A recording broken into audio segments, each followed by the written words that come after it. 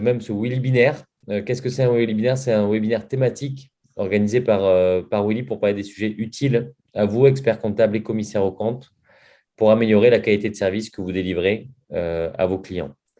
Donc, durant cet échange, le but, c'est de parler produits, stratégie, clients, organisation du cabinet. Et on vous enverra tous les liens utiles dans tous les cas à la fin du webinaire.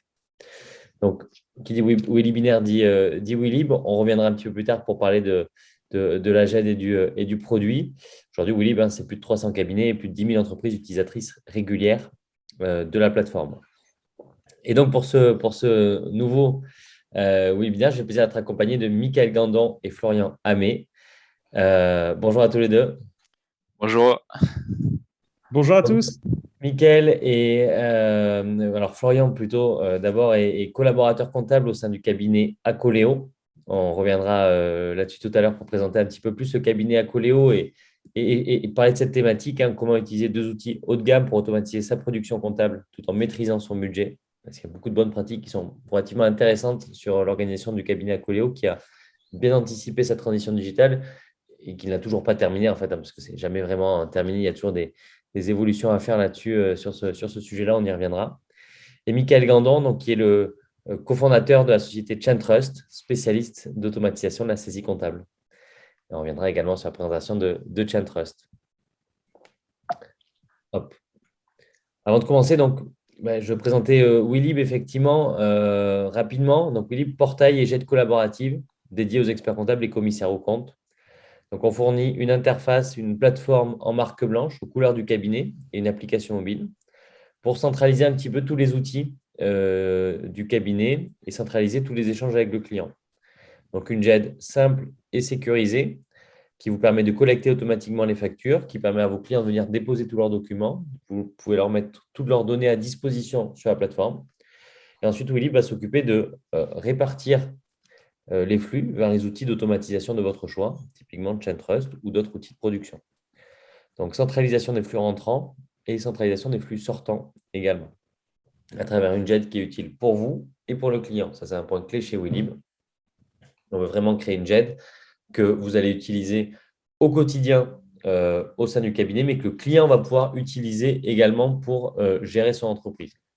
Donc, l'idée, c'est que vous soyez vraiment un prescripteur d'une solution complète pour retenir votre client au sein du cabinet, forcément, en utilisant un outil cœur pour son organisation. Et on fournit également des fonctionnalités de gestion des points en suspens et de simplification de la communication client, toujours dans cette optique de favoriser le collaboratif et de rapprocher les systèmes d'information du client et du cabinet, tout en simplifiant le système d'information en interconnectant les outils. Donc, comme je le disais, Willib, on est une société bordelaise, on a une Kazan chez Willib, on travaille avec plus de 300 cabinets, de 0 à 300 collaborateurs à travers la France. Et on travaille que pour les experts comptables et les commissaires aux comptes. Donc, ça, c'est un point qui est très important.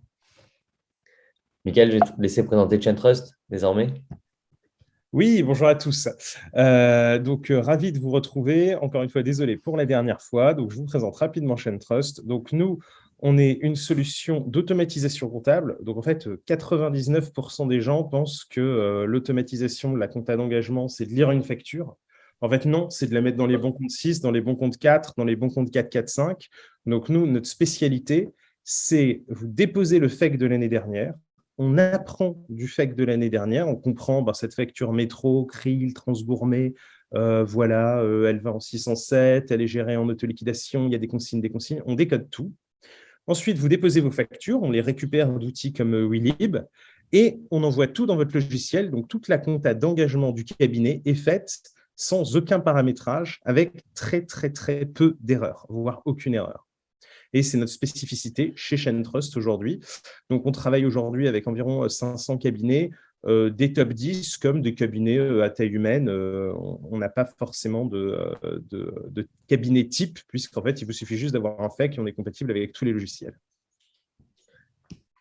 Merci, Michael. Florian, je te laisse présenter le cabinet Acoléo désormais. Ouais. Bonjour à tous. Donc, nous, on est Acoléo, un petit cabinet en Bretagne, à côté de Saint-Brieuc. On est environ bientôt 14 collaborateurs et on est axé sur toute une démarche digitale, zéro papier. Donc, c'est pour ça qu'on est 100% sur des outils comme Wellib, Chaintrust et voilà. Super, merci Florian. On va rentrer justement un petit peu plus dans le sujet sur le choix des outils qui ont été faits par Acoléo et toute cette démarche digitale. En parallèle, je mets un petit schéma du système d'information très simplifié de Acoléo parce que finalement, il y a quand même beaucoup plus d'outils qui sont utilisés au sein du cabinet. Euh, du coup, Florian, est-ce que tu peux peut-être nous présenter les outils que vous avez choisi d'utiliser au sein du cabinet, ceux présents sur le schéma, mais également les autres? Ok. Ouais, donc chez Acoléo, on avait un problème au moment de la RGPD. On n'avait pas d'outils pour déposer, que ce soit les plaquettes.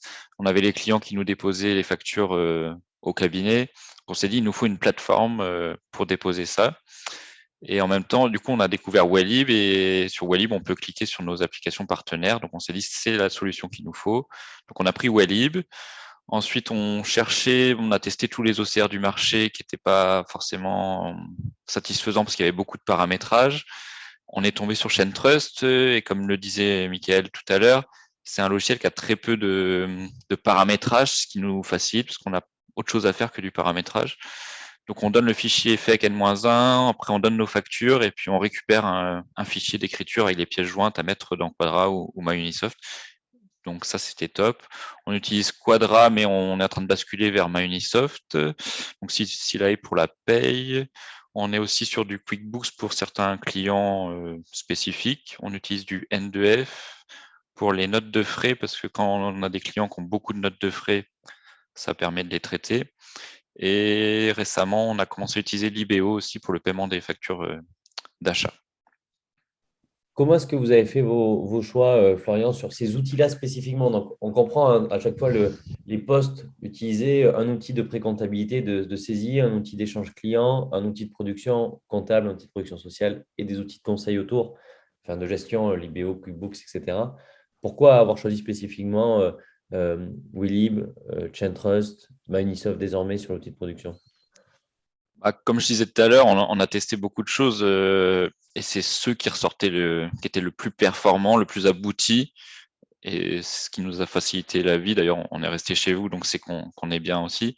Donc, Wellib, bah, ça répond à tous les critères qu'on avait besoin. Déposer les plaquettes, les clients déposent leurs factures d'achat, on dépose les bulletins de salaire. Ça répond à la norme RGPD, comme ça on n'envoie plus rien par mail.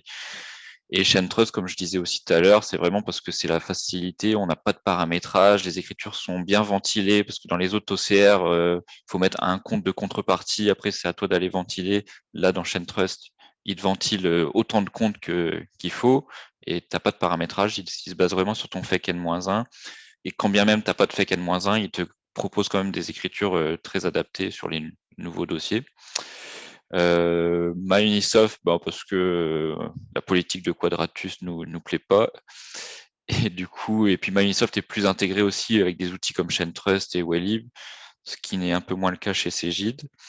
Puis voilà, après QuickBooks, c'est vraiment une politique à part avec des clients spécifiques. Et Libéo, c'est vraiment pour répondre à une nouvelle demande de paiement des achats. Ouais, ok. Donc, vous avez d'abord structuré les outils cœur et après, en fonction des demandes de chacun de vos clients, vous avez pu ajouter des briques autour. Oui, voilà, on peut encore en rajouter, je pense. Mais bon, on y va progressivement aussi.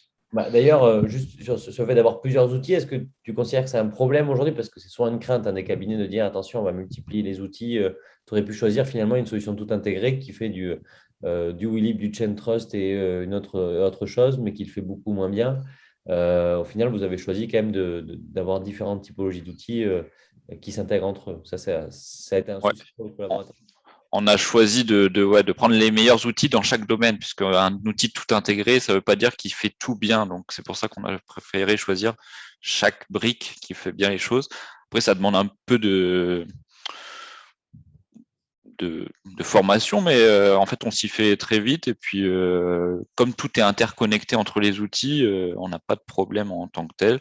On en a arrêté certains des outils au fur et à mesure, mais là, on a gardé les meilleurs et puis on travaille comme ça avec les clients, ça se passe très bien aussi et les collaborateurs aussi. Et le fait d'arrêter un outil n'a même pas forcément, parce que c'est aussi une crainte des cabinets dans le choix, dans la multiplication d'outils, c'est on propose une solution, on l'arrête, ça fait une perturbation pour les collaborateurs et pour les clients.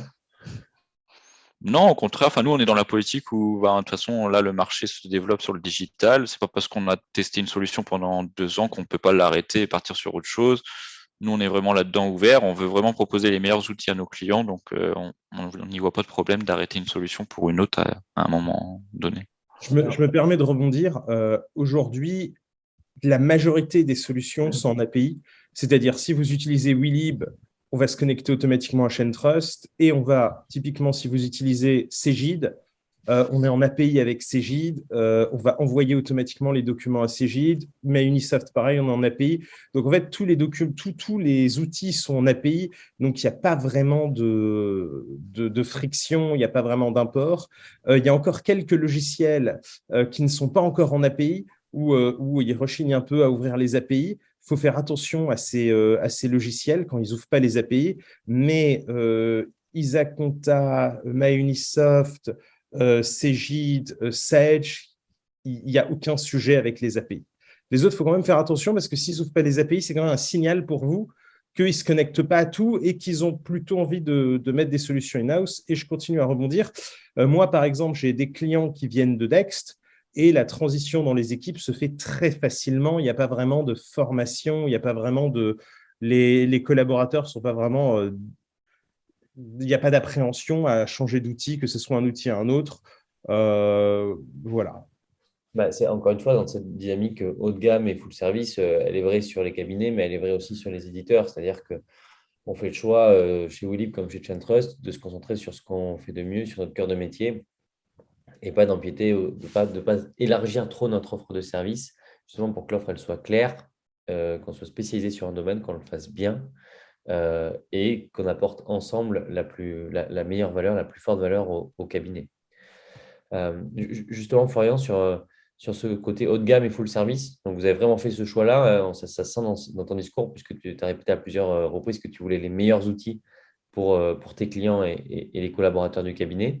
Est-ce que tu peux nous en dire plus sur cette stratégie? Comment est-ce qu'elle se met en place et d'où elle vient? Vraiment, nous, on est axé sur l'accompagnement. Du coup, en fait, il nous faut de la donnée, de la bonne donnée en temps réel. Du coup, ce qui fait qu'il nous faut des outils performants pour collecter l'information. Donc, le client les dépose dans Wellib, admettons les factures d'achat, ça remonte dans ChainTrust, ça remonte dans la compta, puis après, c'est publié sur des tableaux de bord type Webi, des choses comme ça. Donc, c'est vraiment là-dessus qu'on a accès. Et donc, c'est pour ça qu'on a choisi des outils haut de gamme et pour répondre aux demandes clients.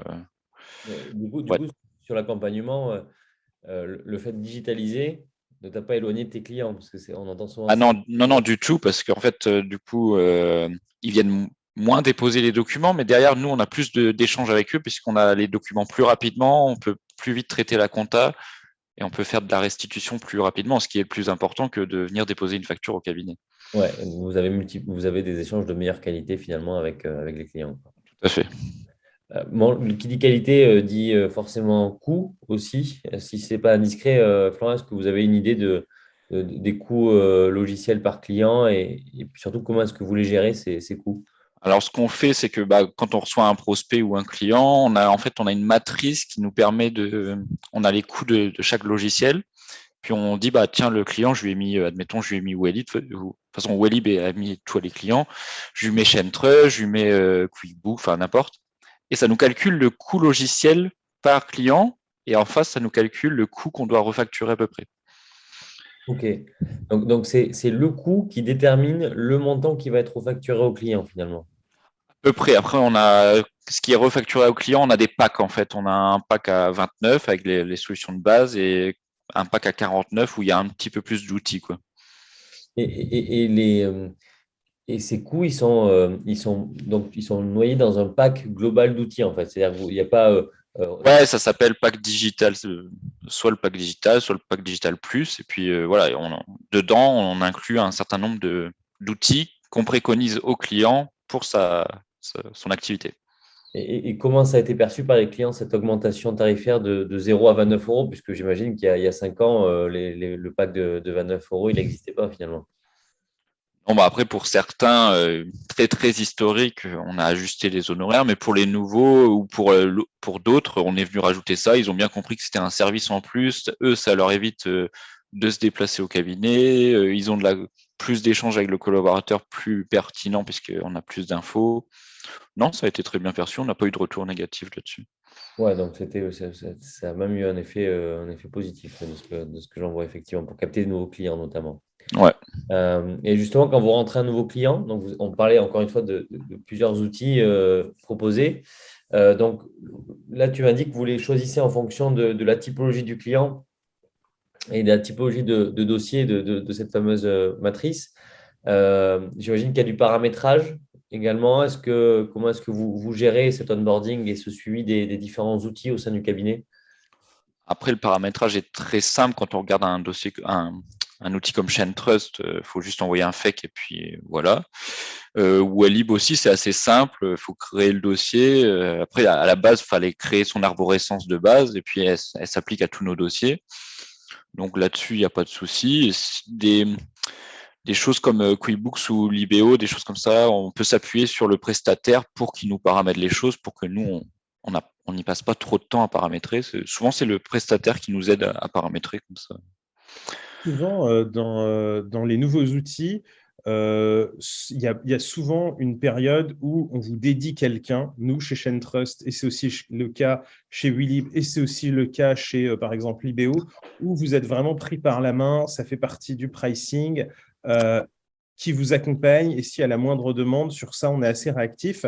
Mais en parallèle de ça, il y a vraiment un effort qui est fait sur les outils haut de gamme, sur la facilité d'utilisation. C'est-à-dire que moi, j'ai des gens qui prennent ShareTrust. Je ne les ai connus qu'une fois. Ils ont pris la solution, ils ont ouvert leurs accès, ils ont rentré leur prélèvement et ils utilisent ShareTrust beaucoup et ils n'ont jamais parlé à quelqu'un de chez nous, chez ShareTrust. Quand on leur dit est-ce que vous voulez une formation, tout ça, bah non, parce qu'en fait, beaucoup d'outils sont un UX un peu repensé et tous les produits logiciels, surtout comptables, financiers, en fait, quand on les maîtrise, quand on en maîtrise un, disons que ce n'est pas difficile d'en maîtriser deux, trois autres. C'est toujours le même panneau à gauche, c'est toujours les mêmes options. Donc, c'est quand même simple. Ouais, de toute manière, c'est le cœur, hein. Quand on développe une solution, nos premiers utilisateurs, il faut d'abord convaincre, on va dire, le ou la dirigeante du cabinet, mais c'est surtout en fait les collaborateurs et les clients qui vont faire la différence. Et si ces derniers n'arrivent pas à l'utiliser tout seul, généralement, le dirigeant revient rapidement en arrière, quoi. Et c'est même assez drôle aussi parce que souvent, on voit qu'une fois que le ou la dirigeante est d'accord, tout le reste va beaucoup plus simple parce que les collaborateurs, ça va tout seul, les clients, ça va tout seul. En fait, une fois qu'on a passé toutes les réticences à la mise en place de nouvel outil, à l'usage, on se rend compte que tout le monde n'attendait que ça au sein du cabinet, en interne comme en externe finalement. Et d'ailleurs, auprès des collaborateurs, comment est-ce que ça s'est passé, cette transition, Florian, et comment est-ce que vous vous organisez? Je crois que tu as un rôle de référent digital un petit peu au sein du cabinet. Ouais, c'est ça, je suis le référent digital. Donc, moi, je centralise toutes les infos. Après, je crée une petite réunion avec les collaborateurs. Je leur explique comment fonctionne tel ou tel outil. Il y a très peu de questions parce que, comme le disait Mike tout à l'heure, les solutions sont assez simples de prise en main. Donc, même sans formation, c'est intuitif en fait. Nous, on fait juste une formation pour que tout le monde l'utilise vraiment pareil, mais on n'a pas eu de souci là-dessus. Ok, c'est une super chose. Et du coup, quelles sont les prochaines étapes pour le cabinet? Et bah, continuer à traquer les meilleures solutions, à proposer les meilleurs services et puis développer le cabinet. Est-ce que vous avez commencé à vous préparer et à réfléchir un petit peu à la facture électronique? Oui, on est en train de tester des plateformes type je facture, des choses comme ça. On est en train de voir un peu. De toute façon, il va falloir qu'on propose une plateforme à tous les clients, donc on est en train de voir ça. Ok, donc vous êtes assez serein là-dessus finalement. Oui, ouais, ouais. Super. Hop, je vais juste vérifier un petit point, et puis on va passer maintenant sur la démonstration des différentes solutions pour un petit peu la connexion qui peut être mise en place. Est-ce que si vous avez des questions, n'hésitez surtout pas, hein, comme encore une fois, à nous poser toutes les questions de votre choix. Et je suis dans une partenariat avec Manisoft qui a priori pas tout à fait abouti. Ok, bon, on pourra revenir sur ce sujet-là, Pascal, éventuellement. Hop, je vais passer sur mon partage d'écran de mon côté désormais pour pouvoir vous montrer la solution Willib. Hop. Donc, l'idée, c'est juste de voir un petit peu Pascal et Déborah, on ne vous oublie pas, on fait les petites présentations et juste après, on répond à vos questions. De toute façon, les présentations vont être très rapides. Ouais, bien évidemment. Ouais, donc du coup, là, on est sur l'interface. En fait, côté client, ça va aller très, très vite, hein. L'idée, c'est de voir un petit peu le paramétrage. Je suis côté cabinet. Comment est-ce que je crée mon dossier? Comment est-ce que j'active la connexion de ChainTrust? Et comment est-ce que mon client utilise la solution? En fait, c'est très simple, hein. Je mets mon SIRET juste ici. On va récupérer ou non les solutions en fonction des SIRET. Hop, mentionner le nom du client, la date d'exercice, date de début, date de fin, tout simplement. Indiquer les coordonnées du client là-dessus et envoyer un mail ou non au dirigeant, sélectionner les collaborateurs qui accèdent au dossier et à partir de là, mon dossier est créé, je n'ai rien d'autre à faire, ma JET est créée, mon client a reçu son accès. Mon client, il va retrouver toutes ces modalités d'automatisation sur la plateforme, les connecteurs mail également là-dessus. Il va retrouver ses connecteurs marchands aussi, SFR, EDF, etc. Donc, il va pouvoir transmettre toutes ces factures automatiquement sur Willib. Il va retrouver aussi une application mobile de scan de documents en marque blanche. Application mobile qui fait le scan, mais qui va intégrer également, c'est une des présentations qu'on va faire lors du congrès aussi, une consultation des documents également de AGED sur l'application mobile. Donc, une application simple aux couleurs du cabinet pour numériser les documents. Donc, à partir de là, le client il a tous ses accès, application mobile, collecteur mail, connecteur marchand. Côté cabinet, mon dossier, il est créé, ma JED, elle est créée automatiquement et je n'ai plus qu'à l'abonder pour mettre certains documents éventuellement à disposition de mon client. Comme ça, lorsqu'il va se connecter, il va l'avoir. Et surtout, je vais pouvoir connecter mes différents outils et services. Donc, ce que je vais faire, c'est que je vais connecter du ChainTrust ou d'autres services de ce type-là à Willib depuis mon store applicatif. Donc, je vais retrouver tous les outils qui sont connectés à la plateforme. Je vais tout simplement connecter ChainTrust à la société ChainTrust que je viens de créer. Hop. Je vais connecter d'autres outils tiers. Donc, je vais pouvoir connecter du Silae pour que les documents remontent automatiquement de Willib, de Silae vers Willib. Donc, tous mes bulletins de salaire sont distribués automatiquement. Je vais pouvoir connecter du Waibi également pour afficher le tableau de bord à l'accueil ou du Mon Expert en gestion également. Et enfin, dernière étape, hop, je vais sélectionner le répertoire de mon choix que je vais connecter à ChainTrust. Donc ici, je vais connecter mes achats, tout simplement. Et je n'ai rien d'autre à faire. Si je me connecte côté client cette fois-ci, hop, en quelques clics, eh bien, je vais retrouver mon accès sur ChainTrust dédié, les outils que j'ai à l'accueil du portail également. Je vais retrouver ma JED aussi de manière simple. Tiens, j'ai une petite pastille qui m'indique qu'un nouveau document a été déposé. C'est le document que j'ai vu là. Je vais pouvoir déposer aussi mes factures via mon dépôt rapide manuellement, via un glisser-déposer, via mon application mobile, les collecteurs mail, les connecteurs marchands, etc. Et cette facture, je vais la déposer dans Willib, tout simplement. Je peux en déposer plusieurs à la fois, bien évidemment. Mon document, alors, je le retrouve juste ici, dans mes achats, dans ma gêne. Il est déposé. Il a la petite coche de validation, ça veut dire qu'il a été traité par le cabinet. Je sais qu'il est traité. Et le document est parti sur ChainTrust. Voilà, 3 minutes pour paramétrer le dossier, permettre au client d'accéder à sa GED, à son environnement Willib, déposer ses documents et retrouver tout un ensemble de fonctionnalités aussi pour personnaliser son environnement. Donc, ça, c'est hyper important, hein.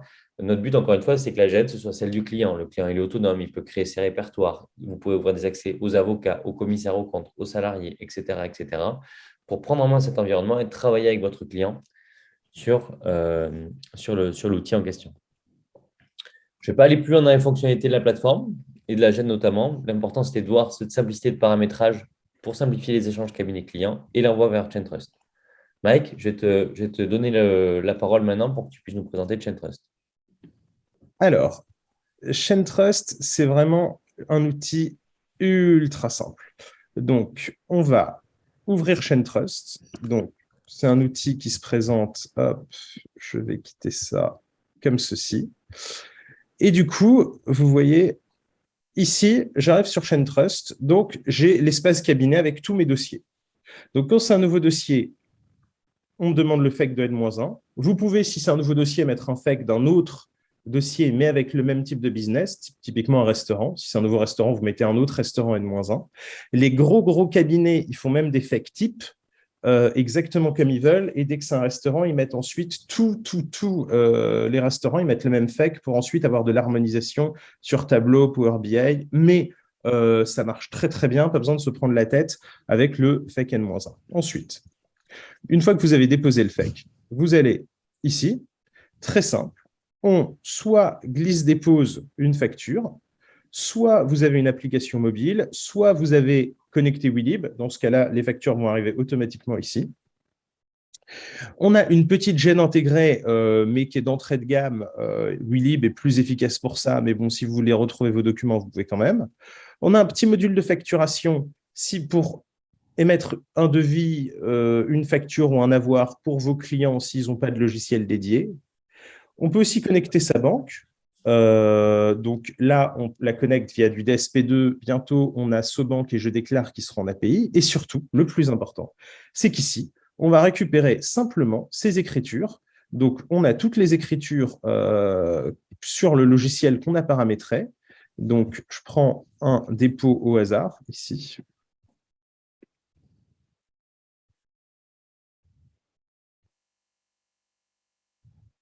Et du coup, ici, on a toutes les factures qui ont été traitées par ShainTrust. Donc, nous, on est vraiment très bon sur les factures compliquées.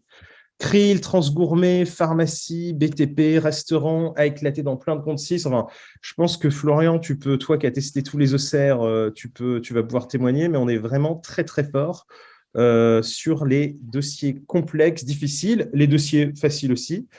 Et donc là, vous voyez, on a un fichier d'import coallant en copier-coller, mais si vous avez paramétré l'API avec Sage, en fait, vous ne le verrez même pas.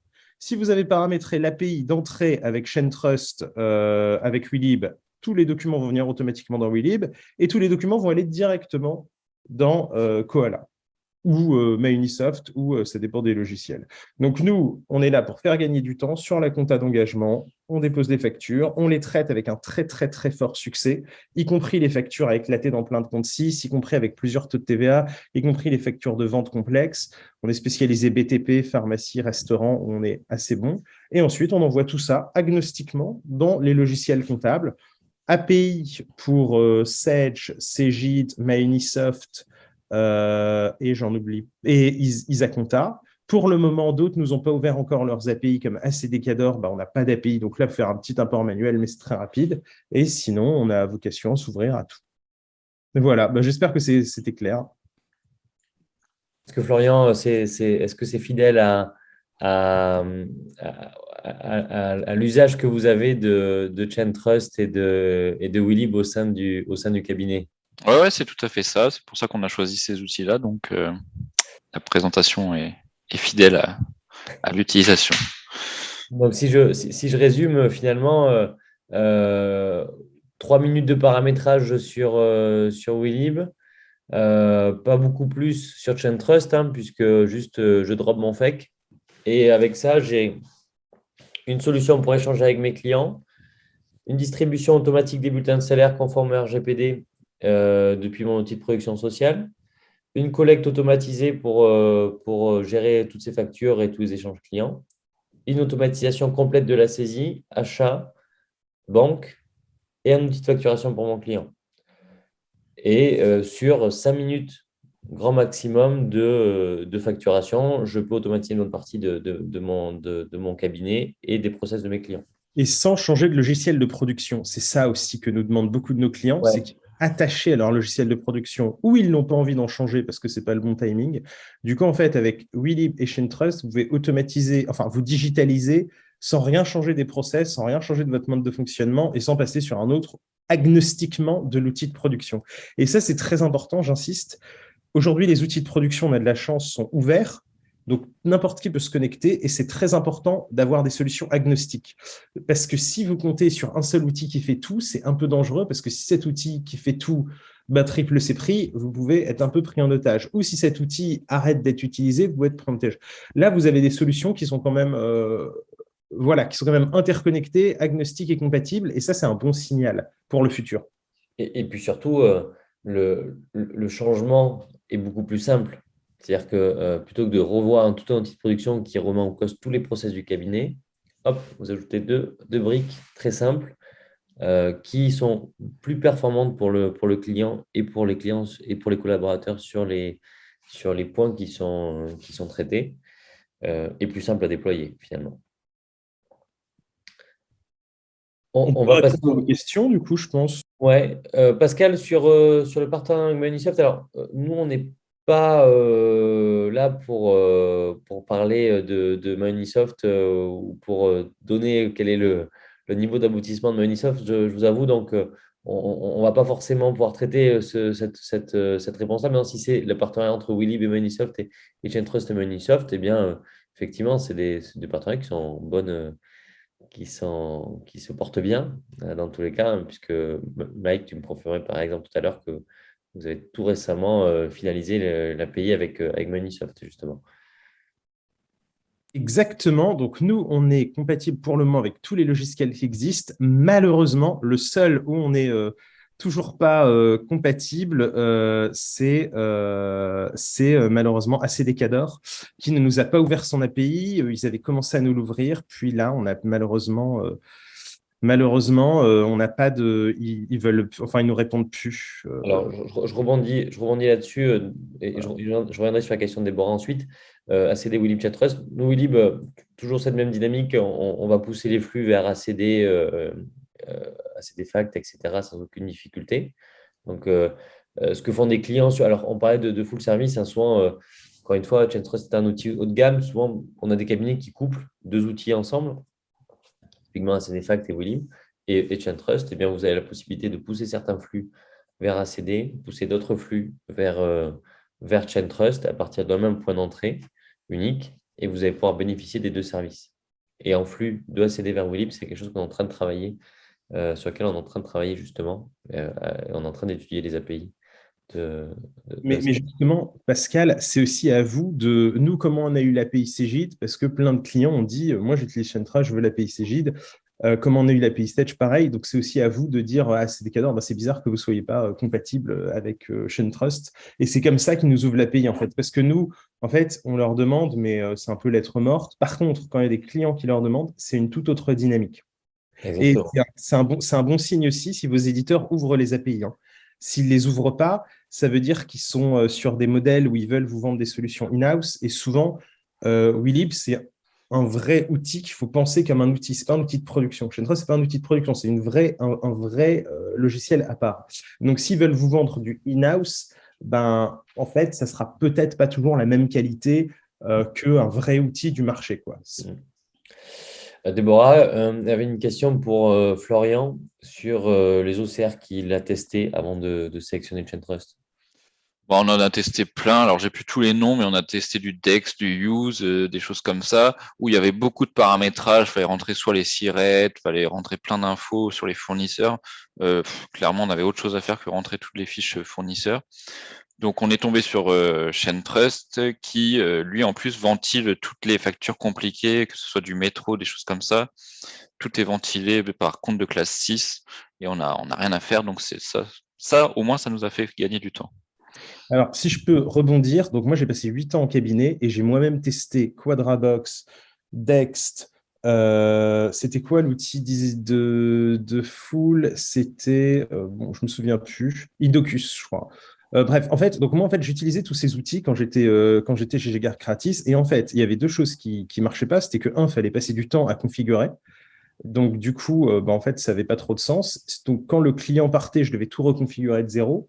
Et dès que la facture était un tout petit peu complexe, mais genre un tout petit peu complexe, quoi, genre avec 3 taux de TVA, donc bon, ou quand on est une pharmacie, bah forcément, il y a des fournisseurs centralisateurs, il y a de l'achat pour revente, ou les opticiens, bah oui, on ventile en fonction des lentilles, des verres, des produits, ça marchait pas. Et du coup, j'ai décidé, moi, après ça, de créer Chaintrust en me disant, bah, en fait, tout est dans le FEC, en fait. Et en fait, le FEC, personne l'utilise trop pour comprendre vraiment la puissance du FEC. Et en fait, c'est pour ça que j'ai fait un outil bah, qui, moi, si j'avais eu cet outil, bah, j'aurais vraiment pu passer plus de temps sur mes missions de CAC et moins sur mes missions d'expertise ou vendre autre chose sur mes missions d'expertise à part la tenue et la saisie. Merci pour ce complément d'information. Est-ce que vous avez d'autres questions sur les outils? Bon, Déborah semble satisfaite des réponses qui lui ont été apportées. Je rebondis là-dessus, sur le point de Mike, c'est un point clé sur les 3 participants et sur les 3 animateurs. On a tous cette expérience en cabinet, justement, puisque tous fait DCG, DSCG, etc. Et c'est important aussi de comprendre les besoins du cabinet pour développer des outils pour les cabinets, de savoir comment ça se passe dans la réalité des cabinets, tout en comprenant les besoins du client aussi, parce que c'est ça qui va faire la différence demain aussi dans le cadre de la facture électronique, comprendre le client et lui apporter du service.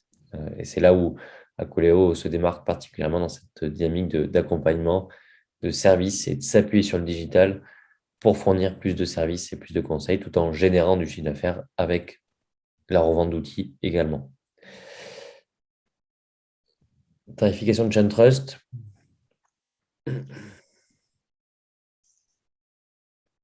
Excusez-moi, j'avais coupé mon micro, je viens de m'en apercevoir.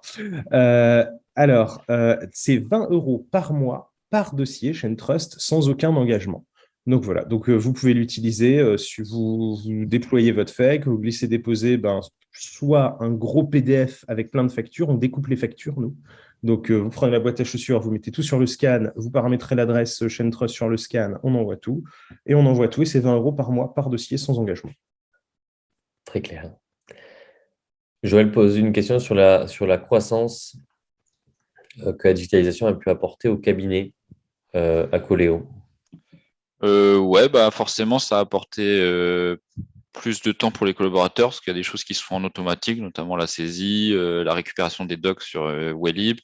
Donc derrière, on a pu vendre plus de missions de conseil ou prendre plus de clients. Ouais, donc ça a apporté plus de confort aux collaborateurs et aux clients.